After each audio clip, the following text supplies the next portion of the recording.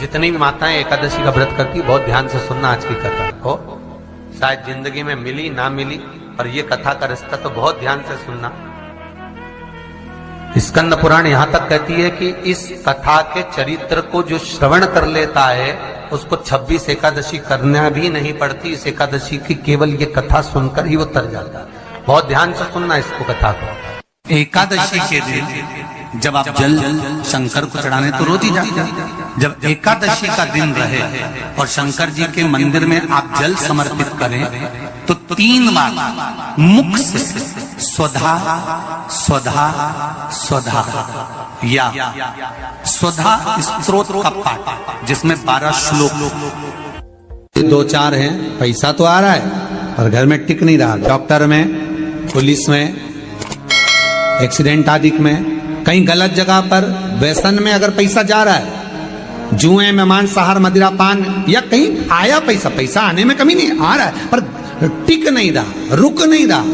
कोई मांगने आ गया, दे दिया, फिर वहां से अपने पास नहीं आ रहा, अपन कह रहे हैं भैया हमारा पैसा लौटा दो, नहीं आ रहा। तो महाराज शिव महापुराण की कथा कहती है एकादशी के दिन गंगा के जल में मात्र 7 बेलपत्री डालकर जो नंदीश्वर भगवान अर्थात जो शंकर जी के शिवलिंग के सामने नंदी होता है, उस नंदी के चरण पर गंगा का जल चढ़ाकर बेलपत्री शिव पर समर्पित कर देता है, उसके घर में रुपया रुकना चालू हो जाता है। फिर वो गलत जगह पर नहीं जाता, गलत स्थान पर वो धन जाएगा ही नहीं। तूने संहार किया, मांग तुझे क्या चाहिए। एकादशी ने भगवान विष्णु से कहा, नाथ प्रभु वर दे दो, मृत्यु लोक में जो मनुष्य मेरा व्रत करेगा, चाहे जलचर, थलचर, वायुचर या सांसारिक मनुष्य, मेरा अगर एकादशी का व्रत करेगा प्रभु, उसके यहां धन धान्य वैभव सुख संपदा बढ़ेगी और उस जीवात्मा को नरक नहीं भोगना पड़ेगा, सीधे बैकुंठ का उसको वास मिलेगा। जब जीव आत्मा को लेकर चला जाएगा, यम के दूत जब बंदी बनाकर ले जा रहे होंगे उस जीवात्मा को, जिसके प्राण छूटे होंगे, यम के दूत जब बंदी बनाकर ले जा रहे होंगे, तब मुझे वर दो कि मैं इसका हाथ पकड़कर बेतन्नी से पार उतार कर सारे नरकों से निकालती हुई आपके धाम में लेकर आऊं। भगवान ने वर दे दिया, तथास्तु। हे एकादशी सुनो, मृत्यु लोक का मनुष्य अन्न का त्याग कर कर, क्योंकि अन्न में एकादशी के दिन पाप पुरुष रहता है, अन्न का त्याग कर कर एकादशी के दिन जो मनुष्य तुम्हारा व्रत धारण करेगा, उस व्रत को करेगा और उस व्रत को धारण करेगा, उसकी मनोकामना पूर्ण होकर वो मेरे ही धाम को जाएगा। ये तो हुआ एकादशी के जन्म की कथा। एकादशी के दिन गंगा के जल में मात्र 7 बेलपत्री डालकर जो नंदीश्वर भगवान अर्थात जो शंकर जी के शिवलिंग के सामने नंदी होता है, उस नंदी के चरण पर गंगा का जल चढ़ाकर बेलपत्री शिव पर समर्पित कर देता है, उसके घर में रुपया रुकना चालू हो जाता है। फिर वो गलत जगह पर नहीं जाता, गलत स्थान पर वो धन जाएगा ही नहीं। बेटा अगर व्यसन में पड़ा हुआ है, मदिरा पान में पड़ा हुआ है, मांसाहार में, जुए आदि में जा रहा है, तुम्हें लग रहा है कि मेरा बेटा गलत मार्ग पर जा रहा है, ये मित्र दोस्ती गलत हो रही है, वो सही जगह पर आ जाए। करना है एकादशी। कई लोग इसको धन के लिए भी करते हैं, संपदा के लिए। संपदा के लिए अर्थात जिसका व्यापार नहीं चलता, जिसके घर में पैसा नहीं आता, या नौकरी नहीं लग रही, या सर्विस नहीं लग रही, आप अप्लाई कर रहे हो, जगह जगह जाकर इंटरव्यू भी दे रहे हो और पैसा नहीं आता, तो उसके लिए भी प्रयास किया जाता है। पर उसके लिए यहाँ पर जो धन के लिए करते हैं, उसके लिए विष्णुपति के लिए करते हैं। मतलब जैसे गंगा के जल में तुलसी के 11 पत्ते डाले जाते हैं और उसको किसी भी नारायण के मंदिर में, राम कृष्ण शिव शंकर नहीं, राम कृष्ण भगवान विष्णु दत्त आदि जितने नारायण के मंदिर हैं, उस मंदिर में किसी भी पात्र में, एक छोटे से पात्र में उसको भरकर रखी जाते हैं महाराज। उससे भी जॉब सर्विस नौकरी में सफलता प्राप्त हो जाती है, परंतु वो भी एकादशी को ही होता है। कुछ देर तक पात्र को रखा जाता है, फिर वही पात्र का जल किसी भी वृक्ष के नीचे डाल दिया जाता है, उससे भी नौकरी के लिए फायदा मिलता है। गंगा का जल कोई साधारण नहीं।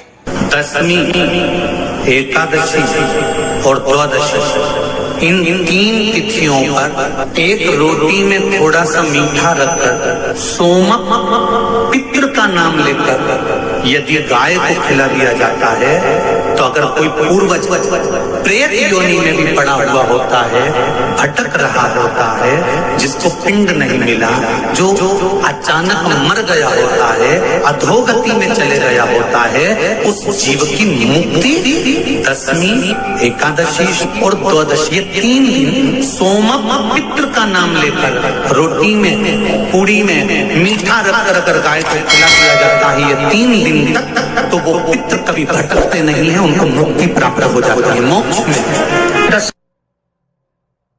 नहीं, एकादशी है कौन? क्यों इसकी इतनी प्रधानता है? क्यों इसकी पुण्यता है? ऐसा क्या है एकादशी में जो इसकी पुण्यता मानी जाए? कौन है ये जो भगवान नारायण तक एकादशी का व्रत करते हैं? सुभद्रा जी को भगवान जगन्नाथ ने, जगदीश ने एकादशी का व्रत कराया था। बद्रीनारायण भगवान को माता लक्ष्मी ने एकादशी का व्रत कराया था। क्यों? चंद्रायण एकादशी व्रत की माता। एकादशी है कौन? तो कहा जिसको व्रत करने पर भगवान नारायण भी जिसका व्रत करते हो, भगवान माता लक्ष्मी जिसका व्रत करती हो, वो एकादशी है कौन? तो शास्त्र वर्णन करता है महाराज, स्कंद पुराण का सुंदर चातुर्मास्य खंड के अंतर्गत वर्णन आया है महाराज। एक बार भगवान विष्णु आनंद में विराजमान थे, पद्मावती और माता लक्ष्मी दोनों उनके पास में विराजी हुई थी। भगवान लक्ष्मी और पद्मावती दोनों बैठी, एक सिर के पास, एक चरण के पास। कुछ समय बाद वहीं पर ब्रह्मदेव का आगमन हुआ और ब्रह्मा जी आगमन पाकर भगवान नारायण पद्मावती से लगकर उठे और उठकर लक्ष्मी की ओर झुके। झुकने पर इन तीनों के समागम से भगवान नारायण के हृदय चित्त से एक कन्या प्रकट हो गई। उस कन्या का नाम एका था। क्या नाम था? एका। अब 10 उसके गुण इतने प्रबल थे, वो 10 गुण उसके बड़े प्रबल थे कि वो एका जिसको निहारती थी उसको संपदावान बना देती थी। जिसको देख लेती थी उसके जीवन में वो आनंद की अनुभूतियां करा देती थी। एका जिस मार्ग से जाती थी उस मार्ग के द्वार खोल देती थी। एका का पुण्य इतना पुण्य प्रखर। पद्मावती और लक्ष्मी ने कहा महाराज ये बेटी आपके द्वारा निर्मित हुई है, इसका कन्यादान करना चाहिए। हमारे यहाँ हिंदू धर्म में रीति है जिस दिन कन्यादान करा जाता है उस दिन व्रत रखा जाता है। अब आजकल रखते कि नहीं रखते हो मालूम नहीं, और कन्यादान करते समय व्रत रखा जाता है। व्रत रखा। श्री शिवाय नमः। एकादशी के दिन कभी कभी तुम बद्रीनाथ चले जाओ, एकादशी के दिन तुम द्वारका चले जाओ, एकादशी के दिन तुम तिरुपति चले जाओ, एकादशी के दिन तुम जगन्नाथ चले जाओ, एकादशी के दिन तुम तुम्हारी मर्जी पड़े भगवान के किसी धाम में चले जाओ और भगवान को भोग लगाओ और उनकी थाली को झांक कर देखना, उसमें चावल जरूर मिलेगा। उसमें ऐसा नहीं है कि चावल नहीं मिलेगा।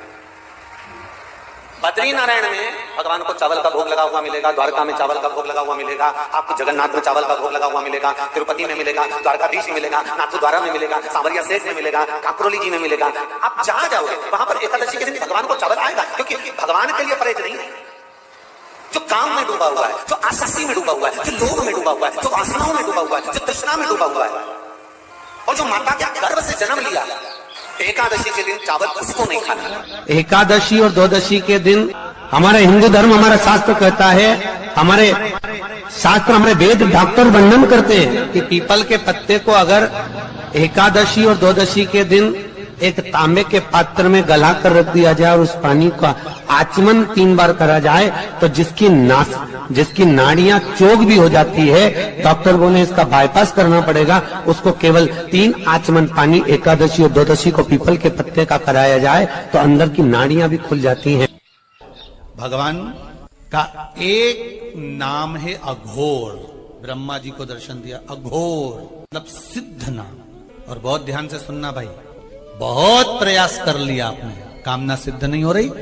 1 लोटा जल, एक जल का पात्र लीजिए, उस जल के पात्र को लेकर उसमें थोड़ा सा लाल चंदन डालकर बेलपत्री के वृक्ष के नीचे और देवाधिदेव महादेव को चढ़ाना प्रारंभ कर। उसके बाद में एक लोटा जल स्वच्छ फिर शिव जी को श्री शिवाय नमस्तुभ्यं हम बोलकर आपकी कामना कहकर भगवान शिव पर अघोरेश्वर महादेव का नाम लेकर आप चढ़ाना प्रारंभ करिए।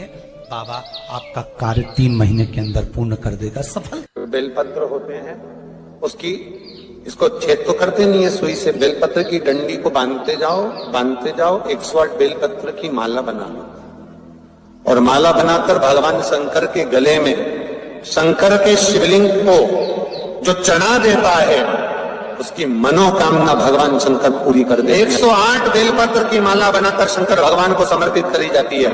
माता लक्ष्मी ने भगवान विष्णु को पाने के लिए तुलसी की माला बनाकर समर्पित करी थी, जैसे सती ने शिव को पाने के लिए, कामना को पूर्ण करने के लिए। शास्त्र कहता है घर के बुजुर्गों को, घर के बड़ों को, जेठ जेठानी हो, सास ससुर हो, घर में जो तुम्हारी उम्र से बड़ा हो, उसको आज पीला फूल या पीली चने की दाल या पीला वस्त्र, कुछ भी पीली सामग्री आज घर के बड़ों को देना चाहिए।